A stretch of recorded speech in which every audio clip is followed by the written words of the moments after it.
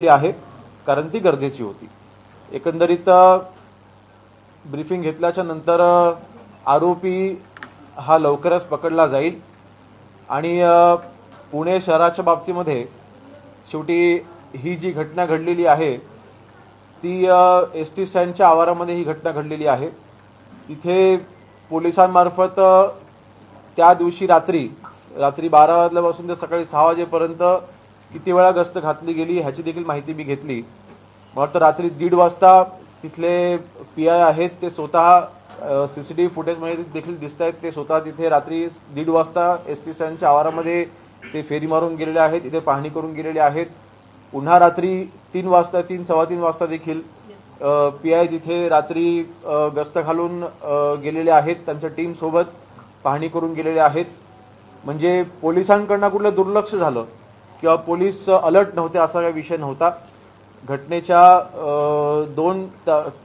5 तासाच्या अंतरामध्ये 2 वेळा तिथे पीआय स्वतः तिथे आपल्या पोलीस कर्मचाऱ्यांसोबत तिथे राहून आणि फेरी मारून गेले होते। जो आरोपी आहे तो आरोपी त्याच्यावरती लहान स्वरूपात म्हणजे चोरी आणि असे काही गुन्हे त्याच्यावरती दाखल आहेत, परंतु ते ग्रामीण भागामध्ये आहेत। एक आपल्याकडे सिस्टम आहे की पुणे शहरामध्ये जे आरोपी असतात त्यांचा रेकॉर्ड आपल्या पोलिसांकडे असतो आणि ह्या आरोपींना डेली त्यांच्याकडे आपण संपर्क साधत असतो वेगवेगळ्या माध्यमातून। तर त्या दिवशी जवळपास 250 पेक्षाही जास्त आरोपींवरती लक्ष सर्व्हेलन्सच्या माध्यमातून किंवा थेट संपर्काच्या माध्यमातून आपण ठेवलेलं होतं। दिवसाला जवळपास 1000 पेक्षा जास्त आरोपींवरती आपण लक्ष ठेवून असतो, यांचा रेकॉर्ड हा शहरामध्ये आपल्याकडे आहे। जे आरोपी ग्रामीण भागामधनं शहराकडे येत असतात त्यांचा रेकॉर्ड हा शहराकडे नसतो। नक्कीच त्याच्यावरती भविष्यामध्ये आपण काम करतोय आणि विशेषतः पुणे शहरामध्ये सीसीटीव्हीचं सर्व्हेलन्स हे अजून कडक करण्यासाठी किंवा अजून त्याचा विस्तार करण्यासाठी महाराष्ट्र राज्याचे मुख्यमंत्री सन्माननीय देवेंद्रजी फडणवीस साहेबांनी काही दिवसांपूर्वी जवळपास 437 कोटीचा एक प्रकल्प मंजूर केलेला आहे। त्याच्यामध्ये महत्त्वाचं फेशियल रेकग्निशन असलेले सीसीटीव्हीज देखील आपण इन्स्टॉल करतोय, जेणेकरून एखादा आरोपी जर का कुठे त्या सीसीटीव्ही फुटेजमध्ये आला तो लगेच आयडेंटिफाय होईल, पोलिसांना त्याचा अलर्ट येईल आणि पोलीस त्या ठिकाणी अलर्ट होतील। एकंदरीत बघा शेवटी सुधारणेला नक्कीच स्कोप असतो, परंतु तंत्रज्ञानाचा वापर करून खास करून आता एआयचं इंट्रोडक्शन आपण आपल्या विभागामध्ये माननीय मुख्यमंत्री महोदयांच्या नेतृत्वाखाली आपण आणलेलं आहे आणि त्या माध्यमातून भविष्यामध्ये सीसीटीव्ही फुटेजच्या सीसीटीव्हीच्या सर्व्हेलन्सच्या बाबतीमध्ये अजून आपण ती यंत्रणा आपण सुरळीत करतोय। परंतु परवाच्या दिवशी जी घटना घडली ती घटना कुठले फोर्सफुली किंवा तिथे कुठला स्ट्रगल किंवा असं कुठलंही तिथे न झाल्यामुळे तिथले जेव्हा घटना घडली त्यावेळेला तिथे देखील जवळपास 10 ते 15 लोक त्या बसच्या आजूबाजूला देखील तिथे उपस्थित होते आणि कोणालाही तिथे शंका आली नाही आणि त्यामुळे कदाचित ते जे क्राईम त्याला सुरळीतपणे करता आलं। परंतु अन्य जी डिटेल आहे जेव्हा आरोपी आपल्या ताब्यात येईल त्यावेळेला आपल्या सगळ्या गोष्टी लक्षात येतील। तर या घटनेबद्दल आधीही पोलिसांना पत्र दिलेलं होतं परिवहन महाविभागाकडून की तिथं सुरक्षा द्या, पण पोलिसांनी कर्मचारी नाही असं सांगितलं आणि तिथं सुरक्षा दिली नाही। 22 तारखेचं ते पत्र आहे, त्या दिवशी स्वतः पीआयने रात्री कारवाई केलेली नाही। आपल्याला कसं आहे शेवटी एसटी महामंडळामार्फत प्रायव्हेट सिक्युरिटीज ह्या एसटीच्या आवारामध्ये हायर केलेल्या आहेत आणि प्रायव्हेट सिक्युरिटीच्या माध्यमातून शेवटी त्यांना त्या आवाराची सुरक्षा त्यांनी बघायची आहे। एसटी महामंडळाच्या बाबतीमध्ये नक्कीच आमचे परिवहन मंत्री प्रतापजी सरनाईक यांनी मला वाटतं आज आढावा बैठक देखील घेतलेली आहे आणि संबंधित जे काही पुढची ॲक्शन आहे ते घेतील, त्याबद्दल मी काय बोलू शकणार नाही। परंतु पोलिसांमार्फत मी मगाशी म्हटल्याप्रमाणे 1:30 वाजता देखील पीआय स्वतः तिथे हजर होते, 3 वाजता देखील पीआय स्वतः तिथे हजर होते। म्हणजे पोलिसांकडनं कुठलंही दुर्लक्ष किंवा पोलिसांकडनं कुठलंही याच्यामध्ये निग्लिजन्स हे झालेलं नाही, त्यांनी त्यांचं काम केलेलं आहे। मी मगाशी म्हटल्याप्रमाणे घटना जेव्हा घडली त्यावेळेला कुठलेही आजूबाजूला 10-15 लोक असताना त्यांना देखील कुठलं अलर्ट आलं नाही, त्यामुळे ती घटना करायला आरोपीला तिथे एक आधार मिळाला। म्हणून मला वाटतं एसटी स्टँडच्या आवारामध्ये सिक्युरिटीचा जो प्रश्न आहे, जे काही प्रायव्हेट सिक्युरिटी ठेवली जाते त्या प्रायव्हेट सिक्युरिटीने नक्कीच चुका केलेल्या आहेत, कारण शेवटी बसच्या बाजूलाच चौकी होती, त्या चौकीमध्ये प्रायव्हेट सिक्युरिटी गार्ड नव्हते आणि त्यामुळे ही घटना सोपेरित्या त्यांना करायला त्याला ते इझी झालं आणि नक्कीच त्याच्यावरती काम करणे आवश्यक आहे. सर, मात्र हे पत्र जे आहे ते 22 तारखेला दिलेलं आहे. ज्या घटना ज्या दिवशी घडली त्या दिवशी पीआय गेले असतील, मात्र पत्रच 22 तारखेला दिलेलं आहे की खासगी एजंट तिथं त्रास देतात, तृतीयपंथीयांचा त्रास आहे, गुंडांचा त्रास आहे, तर आम्हाला सुरक्षा पुरवण्यात यावी. 22 तारखेला हे पत्र दिलेलं आहे. त्यानंतर तिथले पीआय असतील किंवा स्थानिक पोलिसांनी दुर्लक्ष केलं असं राष्ट्रीय परिवहन विभागाचं म्हणणं आहे. जवळपास आता आपण 2024 ते 2025 पर्यंत आपल्या त्या आवारामध्ये म्हणजे आपला जिथे आता घटना घडलेली आहे तिथे जवळपास 7,196 कारवाया एका वर्षामध्ये आपण केलेल्या आहेत. म्हणजे पोलिसांचं काही तिथे दुर्लक्ष होतं किंवा पोलिसांनी काहीच तिथे लक्ष देणे असं अजिबात नाही. जेव्हा 7,000 कारवाया होतात म्हणजे त्या लहान स्वरूपापासून मोठ्या स्वरूपातल्या सगळ्या त्याच्यामध्ये आहेत. खास करून ट्रॅफिकच्या वगैरे जास्त आहेत किंवा एखादं तिथे कोणी गुंड तिथे येऊन बसले किंवा कोणी विनाकाम तिथे येऊन बसले त्याला तिथून बाहेर काढणं, अशा ज्या कारवाया आहेत जिथे आपण पोलिसांचा अलर्टनेस आपण ज्याच्यामधून आपण जज करतो, अशा कारवाया मागच्या वर्षामध्ये 7,000 पेक्षा जास्त झाल्या आहेत.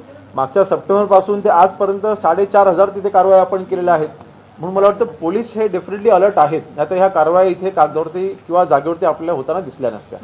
कागदावर बरंच काही असतं पण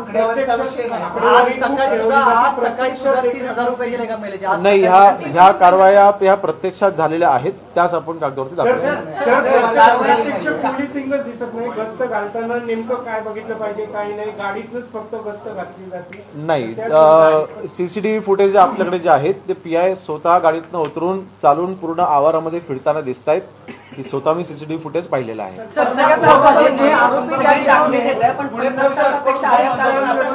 एक one at a time please. 50 तासापेक्षा अधिक जास्तीचा कालावधी उडवलाय. पोलीस काम करतात त्यावर प्रश्नचिन्ह नाहीये, मात्र आरोपी 50 तासाहून अधिक झाला तरी सापडला नाहीये. 11पेक्षा जास्त निमा शाखा असेल, पुणे पोलीस असेल, आरोपीला ट्रॅक केलं जाते, लवकरच तो आपल्या ताब्यामध्ये येईल.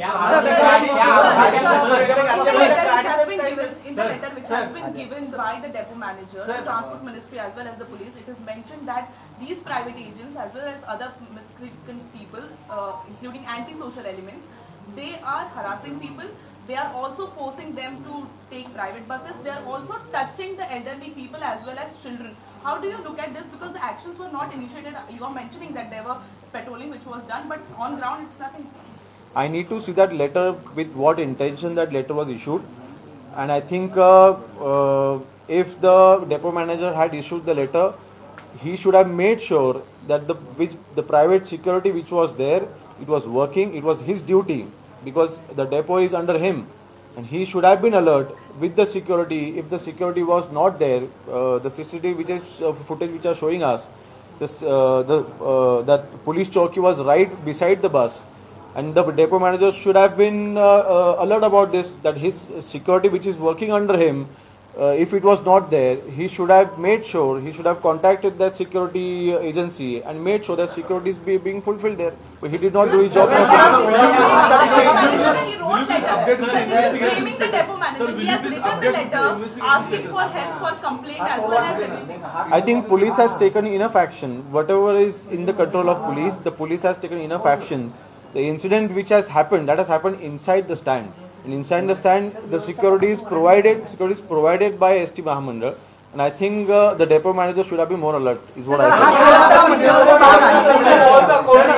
म्हणजे तुमच्या म्हणण्यानुसार या सगळ्या घटनेला जबाबदार जी काही एसटी महामंडळ आहे ते आणि पोलिसांचा कोणताही रोल मी असं म्हणत नाहीये, पोलिसांचा कुठलाही रोल नाही, मी असं म्हणत नाही. पोलिसांनी जेव्हा 1:30 वाजता गस्त घातली, पोलिसांनी जेव्हा 3 वाजता गस्त घातली, परंतु 24 तास त्या एसटी स्टँडमध्ये सिक्युरिटी पुरवणं हे एसटी महामंडळामार्फत केलं जातंय. त्यासाठी प्रायव्हेट सिक्युरिटी एजन्सी हायर केलेली आहे, त्याला आपण पैसे देतोय.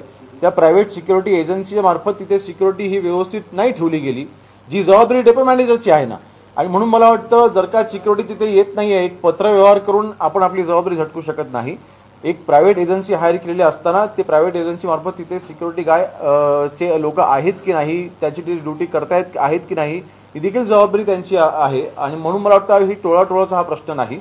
घटना ज्यावेळेला घडली त्यावेळेला तिथे प्रायव्हेट सिक्युरिटी असती तर कदाचित घटना घडली नसती. आणि म्हणून ह्यापुढे नक्कीच पोलीस प्रशासन आणि STI एकत्र होऊन जर का जसे ज्याची चर्चा काल आपण केलेली आहे, माननीय परिवहन मंत्र्यांनी देखील या बाबतीमध्ये खुलासा केलेला आहे, की जर का पोलीस मार्शल्स जर का तिथे आपल्याला हे एसटी स्टँडवरती आणि सेन्सिटिव्ह आपल्याला जर का जागेवरती जर का प्रोव्हाइड करता आले तर नक्कीच ते आम्ही बाबतीत आम्ही विचार करू. आरोपी भागातून पळाला, आरोपी शहराच्या भागातून पळाला, म्हणजे तिथं CCTV आहे.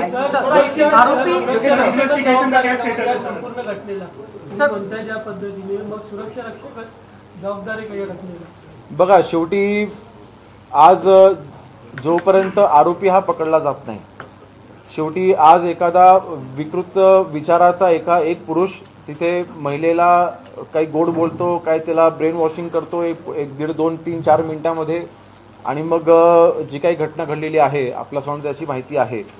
परंतु अशा वेळेला तिथे कुठलीही हाणामारी, तिथे कुठलेही आर्ग्युमेंट, तिथे कुठलेही फोर्स असं घडलेलं नाही. जे काही घडलं ते अतिशय शांततेने घडून ते झालेलं आहे. आणि त्यामुळे कोणी अलर्ट राहायचं तिथे म्हणजे किंवा तिथे ओरडाओरड चाललेली आहे, हाणामार झाली असं काहीच घडलं नाही. त्यामुळे कोणाला आजूबाजूच्या लेमॅन जे देखील आजूबाजूला उभे होते त्यांनाही ते कळलं नाही. त्यामुळे ब्लेम गेम करण्यापेक्षा ह्या घटनेच्या खोलामध्ये पोहोचून जेव्हा आरोपी आपल्या ताब्यामध्ये येईल त्यावेळेला आपल्याला तिथे माहिती साधारणतः हा प्रकार जो आहे, तो आरोपी स्वारगेटसारख्या मध्यवर्ती भागातून पळून जातो. शहराच्या अनेक चौकांमध्ये CCTV आहेत. इथून साधारणतः तो शिरूरचा रहिवासी आहे, म्हणजे साधारणतः 100 किलोमीटरचं अंतर असेल. जर आपण धरलं 100 किलोमीटरच्या अंतर परिसरामध्ये 50 तास आरोपी शोधायला पोलिसांना लागतात. नाही, काय CCTV झालं? आहे, त्याचे सगळं एक लक्षात घ्या, घटना ही 6 वाजता घडली. फिर्याद ही 9 वाजता आलेली आहे. मध्ये 3 तास गेलेले आहेत. जोपर्यंत फिर्याद येत नाही तोपर्यंत पोलिसांना कळणार कसं? फिर्याद आल्याच्या नंतर ज्यावेळेला 9 वाजता फिर्याद आली, ज्यावेळेला तक्रार आपल्या पोलीस स्टेशनला आली, त्यानंतर अर्ध्या तासाच्या आतमध्ये आपण आरोपीला आयडेंटिफाय केलेला आहे. आयडेंटिफाय केल्यानंतर आपण CCTV फुटेज आपण ट्रॅक केले आणि तोपर्यंत तो एका आता विशिष्ट ठिकाणी तो गेलेला आहे. मला ते लोकेशन डिस्क्लोज करायचं नाही, परंतु आपण त्याला पकडलं आणि तो